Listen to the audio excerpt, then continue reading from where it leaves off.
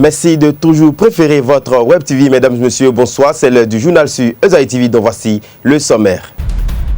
L'opération de libération des espaces publics continue toujours à Cotonou. Ce troisième jour, ce sont les occupants illégaux des espaces publics de Missebo qui ont reçu la visite de l'équipe de déguerpissement. Ce jour, à la Bourse du Travail de Cotonou, un nouveau syndicat a vu le jour. Il s'agit de l'Union syndicale des spécialistes occasionnels de la SOBEMAP. Et pour finir, nous prendrons connaissance des informations hors du Bénin. À nouveau, bonsoir. On démarre ce journal par une brève sur la présidence du Bénin. Il s'agit de la présentation de vœux du bureau de l'Assemblée nationale et des présidents d'institutions de la République au chef de l'État Patrice Talon. La cérémonie s'est déroulée au palais de la présidence dans une ambiance détendue. Le président de la République, qui était entouré du président de l'Assemblée nationale, maître Adrien Oubedi, et plusieurs personnalités du pays, a reçu les meilleurs vœux. C'était une brève pour ouvrir ce journal. Un nouveau syndicat a vu le jour aujourd'hui à la Bourse du Travail de Cotonou. Il s'agit de l'Union syndicale des spécialistes occasionnels de la SOBEMAP. Le congrès constitutif de la dite Union a permis à l'adoption du règlement qui régit le congrès et l'élection de son premier secrétaire général. Porté sur les fonds baptismaux ce matin à la Bourse du Travail, l'Union syndicale des spécialistes occasionnels de la SOBEMAP, USENSO SOBEMAP, a fait son congrès constitutif. Un syndicat pour mettre fin aux maux dont souffrent certains agents de la SOBEMAP. Fidélité, justice et vérité sont les socles sur lesquels s'appuiera le foyer du syndicat qui verra le jour tout à l'heure. Tel est le libellé cru de ce qui nous a rassemblés aujourd'hui, c'est-à-dire l'élection d'un syndicat qui défendra les causes réelles des dockers spécialistes de la SOBEMAP, j'ouvre une parenthèse, treuistes, conducteurs, chefs d'équipe, pointeurs, garagistes, et je ferme la parenthèse, verra le jour. Le représentant du secrétaire général de la COSI Bénin réitère le soutien de leur confédération commune et les invite à un choix judicieux lors de l'élection du secrétaire général de l'USENSO SOBEMAP. C'est le port autonome de Cotonou, votre lieu de travail qui nourrit tous les Béninois. Vous devez être considéré comme tel et traité comme tel.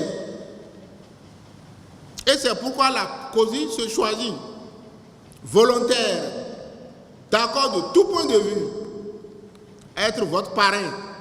Cela signifie quoi? Que vous n'êtes pas orphelin. Au thème des travaux, le secrétaire général élu décline les grands astres de sa feuille de route. Le peu de moyens que nous faisons, le peu de moyens que les camarades ont mis à ma disposition, je sais que nous partons gagnants. Nous remercions beaucoup le chef de l'État parce que c'est un gouvernement à qui nous faisons confiance, qui n'aime pas l'injustice.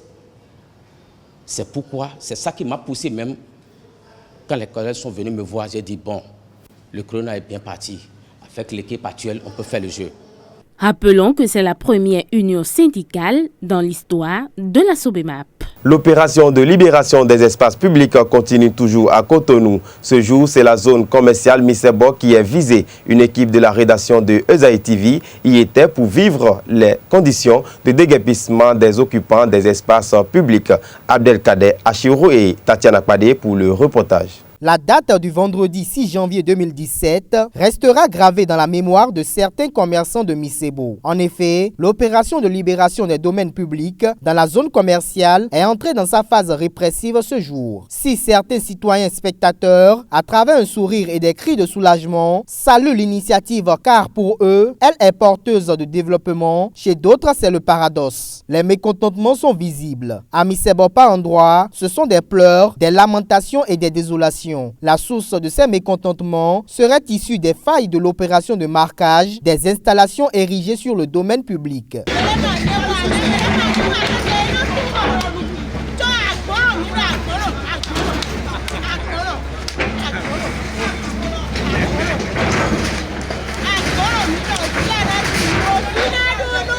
Les mots me manquent pour exprimer ce que je ressens. Pourquoi je le dis? Parce que l'équipe qui a été mise en place pour mettre des croix sur les boutiques qui ne sont pas sûres, qui ne devaient pas être là où ça devait être, L'équipe est passée par ici. Même le préfet Toboula est passé par ici. Et il y a une croix qui a été mise de l'autre côté. C'est des piliers, ils ont mis des croix sur des piliers. Or nous, on n'est pas sur la voie publique. On n'est pas sûr, on n'a pas occupé un domaine illégal. Donc ils étaient passés, ils nous ont vus, ils nous ont dit effectivement, vous n'êtes pas sur la voie publique. Et ce que vous allez faire, les auvents que vous avez là, vous allez un peu les dégager. C'est ce qui a été fait. Mais ce matin, on ne s'attendait pas. On ne s'attendait pas à ce que les gens viennent détruire la quantité de marchandises qu'il y a ici.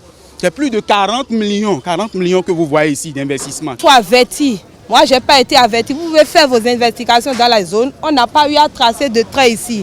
Et tout le monde venait me voir, mais toi, tu n'es pas dedans. J'avais aussi des trucs là-bas. Quand ils sont arrivés, ils ont dit de dégager.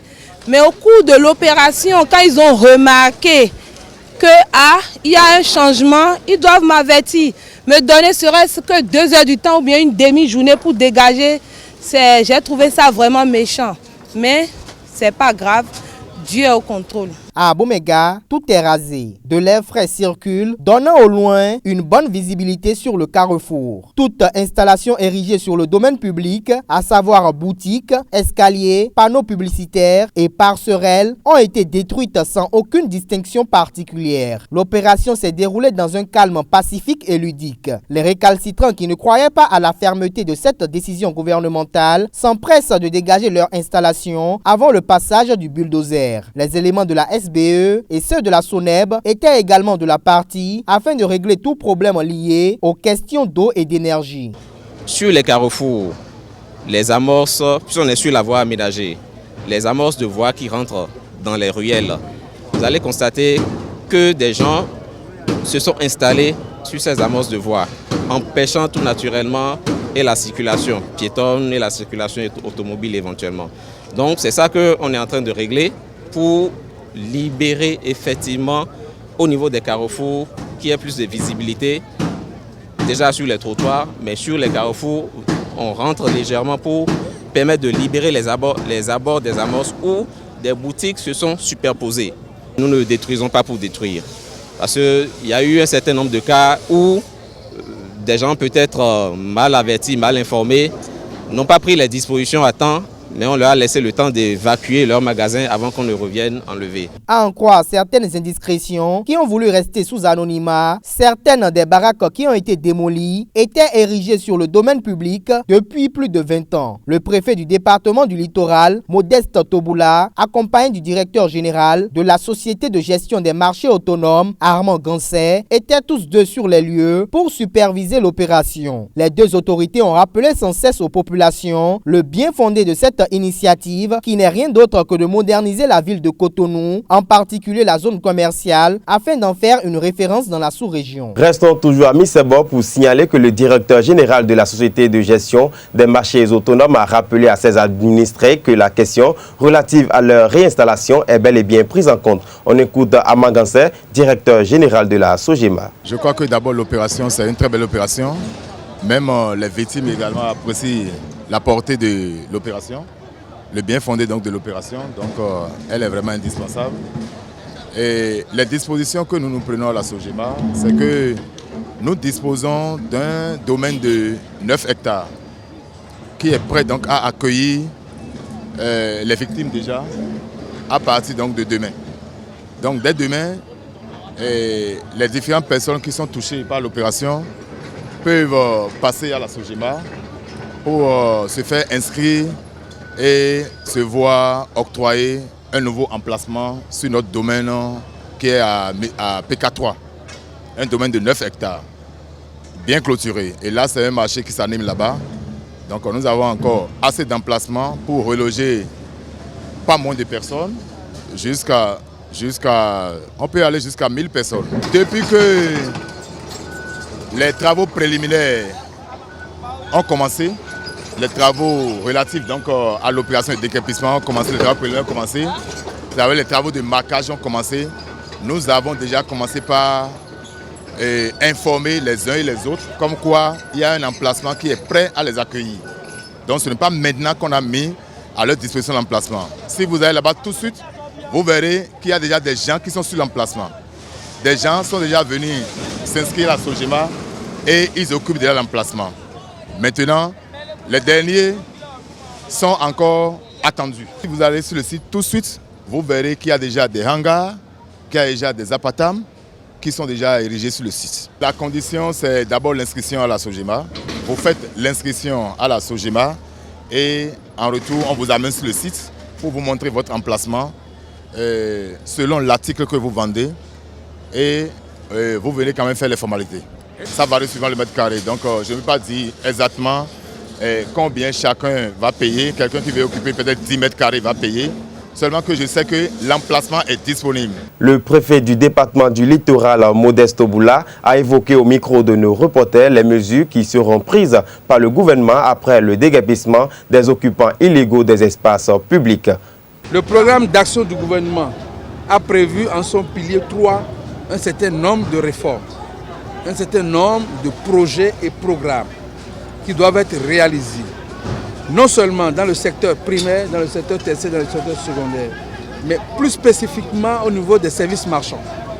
Qu'est-ce que nous voulons dire par là? Vous avez un vaste programme d'assolfage qui sera réalisé.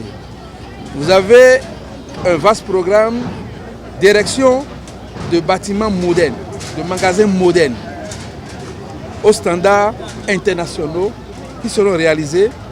Vous avez un renforcement de capacité de la SOGEMA qui va tenir compte d'un certain nombre de paramètres dans les nouvelles conceptions de bâtiments à ériger au sein de la zone commerciale dans nos marchés, notamment dans Tokpa. Et tout ceci doit se faire en harmonie avec les plans d'urbanisme. Il est important de dire que cette phase-là n'est pas suspensive de la nécessité de la libération du domaine public. Vous voyez, même si on ne fait rien, vous-même vous voyez, même si on ne fait aucun projet, vous avez une ville plus aérée. Vous avez une ville qui répond désormais aux normes en matière de mobilité urbaine, en matière d'attrayance, simplement en matière de ville durable. Donc, il y a des programmes qui existent déjà. 300 km, par exemple, d'assolfage, de bitumage de voies à Cotonou. Toutes ces ruelles que vous voyez de part et d'autre seront pavées ou bitumées. Et on ne peut pas faire le pavage, le bitumage dans des ruelles du genre sans qu'on ait un minimum en termes de mode de vie, en termes de propreté. On ne peut pas investir sur les tas d'ordures.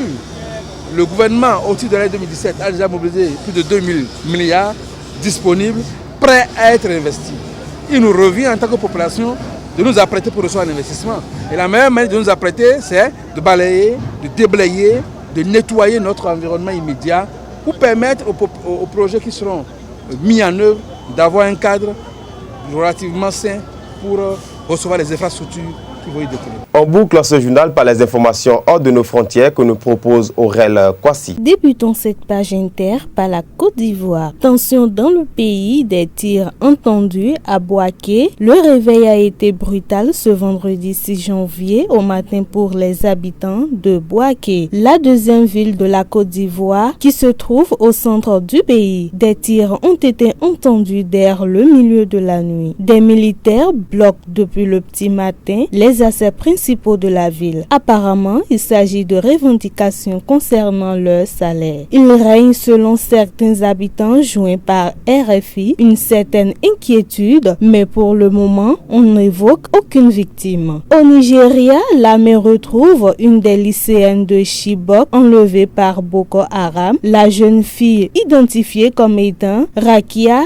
Aboubakar, a été retrouvée avec son bébé de 6 mois, selon l'AFP. Elle serait actuellement examinée par les médecins avant d'être remise aux autorités du gouvernement de l'État du Borno, nord-est du pays, a ajouté le porte-parole de l'armée. C'était lors d'une opération contre des terroristes de Boko Haram que les troupes ont découvert la jeune fille, a affirmé jeudi Sani Ousmane, le porte-parole de l'armée, sans toutefois donner plus de renseignements sur le lieu exact de l'opération. Au Tchad, la frontière frontière avec la Libye fermée à cause de la menace terroriste. Le Premier ministre a annoncé ce jeudi la fermeture de la frontière terrestre avec la Libye, faisant état d'une potentielle grave menace d'infiltration terroriste. Par cette décision, le gouvernement entend garer à toute éventualité susceptible de trouver la quiétude de nos populations dans ces régions et de menacer la paix à l'intérieur de nos frontières, a-t-il